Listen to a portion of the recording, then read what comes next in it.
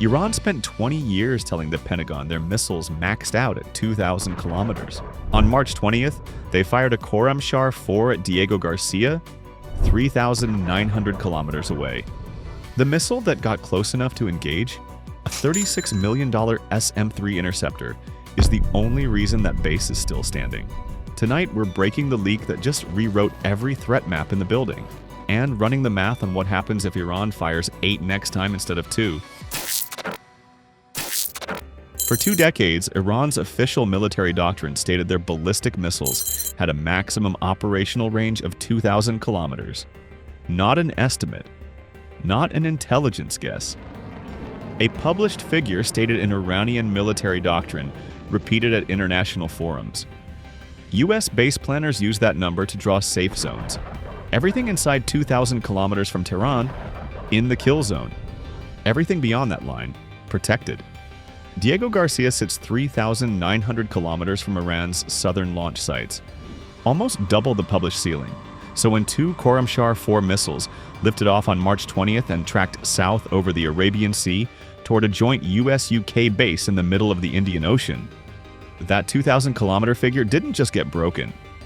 It got exposed as a deliberate deception, maintained for 20 years, specifically designed to keep US base planners from asking the right questions. Now understand what Diego Garcia actually is. Camp Justice, the official designation, is not a forward post with tents and sand barriers. It is a 3,600-meter runway on a coral atoll that supports B-52 Stratofortresses, B-1 Lancers, and B-2 Spirit stealth bombers. It has a port capable of accommodating 30 warships simultaneously. It is the pre-positioning hub that makes American military reach into both the Indo-Pacific and the Middle East possible at the same time. Until March 20th, 2026, no hostile power had ever launched a ballistic missile toward that island. Iran fired 2, and one of them got close enough to require the US Navy's most advanced interceptor to kill it. Stop. Every threat map drawn by US base planners for the last 20 years had Diego Garcia in the safe column. That column just got deleted. The real question is, what else on that map is wrong? Here's how the kill actually happened.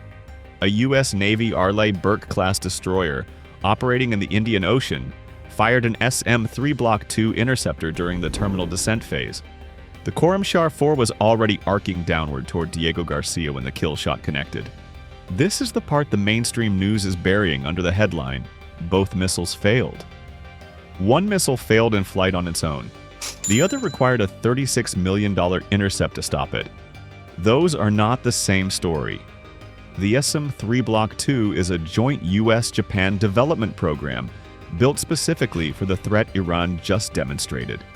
Each interceptor costs $36 million per round. It is designed to engage ballistic missiles in both the Indo-atmospheric and exo-atmospheric phases, inside the atmosphere and above it. The kill vehicle carries no warhead, no explosives, pure kinetic energy, a 21-kilogram metal block traveling at over 3 kilometers per second. You don't blow up the missile. You run into it at a combined closing velocity that converts a Khorramshahr-4 into a debris field over the Indian Ocean. Now compare that to what Iran was previously deploying. Their Fateh 110 short-range variant, a 300-kilometer weapon carrying a 450-kilogram warhead, was the ceiling of what US planners called a manageable threat. The Khorramshahr-4 carries a 1,800-kilogram warhead at Mach 14 terminal velocity. 4 times the warhead, 4 times the range. The SM-3 Block II was specifically upgraded in 2019 to engage exactly that speed class. Its predecessor, the Block IA, topped out at Mach 10 intercept capability. That's not a margin. That's a completely different weapon category.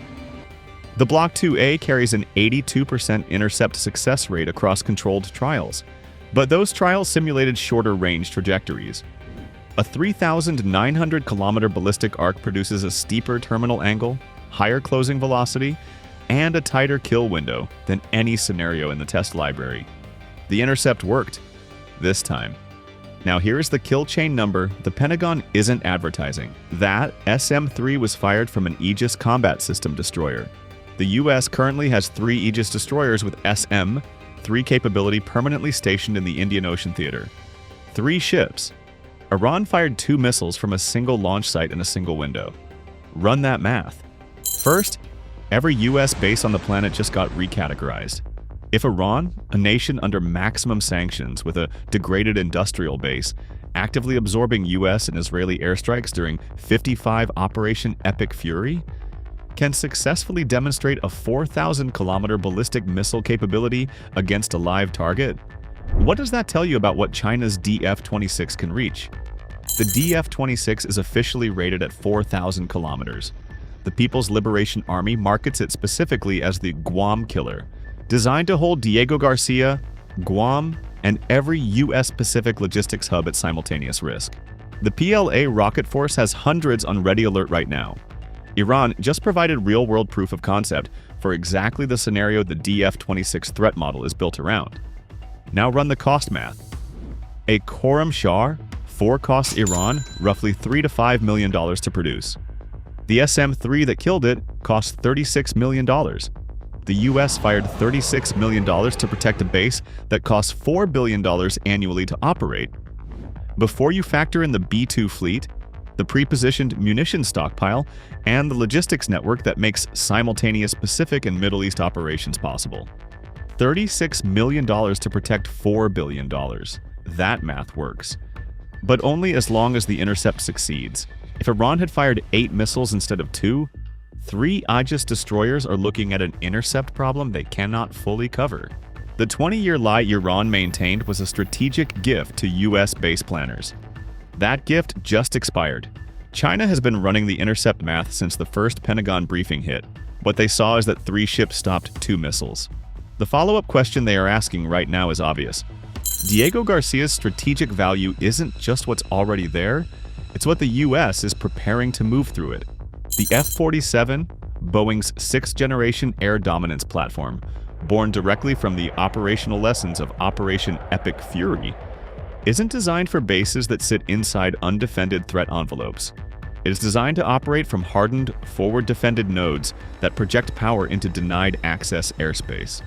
If the US hardens Diego Garcia with a permanent SM-3 intercept layer, and March 20th proves the physics work, then Diego Garcia becomes the staging point for F-47 operations across the entire Indo-Pacific threat corridor. The geometry says everything. F-47 with a 1,000 nautical mile combat radius operating from Diego Garcia puts it over the Strait of Hormuz, over the South China Sea, over every Iranian target set that Tehran previously considered untouchable because it sat 3,000 kilometers from the nearest US airfield. Iran fired 2 Khorramshahr 4 missiles at the island that may already be preparing to launch the aircraft their entire air defense network cannot track, cannot intercept, and cannot shoot down. That is the strategic situation as of March 2026. No press releases. Here's what you are actually going to see. A classified review of Iran's real missile inventory, because if the 2,000-kilometer ceiling was a documented lie maintained for 2 decades, every other published figure about their arsenal is now suspect by default.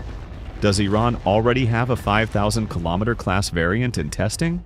The Defense Intelligence Agency has been flagging that question for 2 years. Diego Garcia is the first live confirmation that the worst-case scenario may be the operational reality. You are also going to see an acceleration of Aegis destroyer rotations in the Indian Ocean, and a serious budget conversation about permanent THAAD deployment on Diego Garcia itself. Unprecedented for that base. But the threat calculus just changed, and here is the number that makes the decision budget-proof. The Navy fired a $36 million SM-3 to protect a base worth $4 billion a year. Before you count the B-2 fleet, the munitions, and the emerging F-47 forward deployment infrastructure sitting on that runway, $36 million to protect $4 billion. That math clears every budget committee in the building, but the intercept chain held because Iran fired 2 missiles. The question nobody in Washington wants to answer out loud is what happens next time, when the adversary fires 20 and it isn't a nation under sanctions. It's a nation that spent the last decade counting US destroyers in the Indian Ocean. And they have been counting. If this gave you something the news channels aren't covering, I'd hit that like button right now. Every like puts this analysis in the feed of someone who actually needs to understand what happened to Diego Garcia. Subscribe if you're not already in. And if you want to understand why the F-47 timeline just got more urgent after March 20th than it was before it, that video is right there.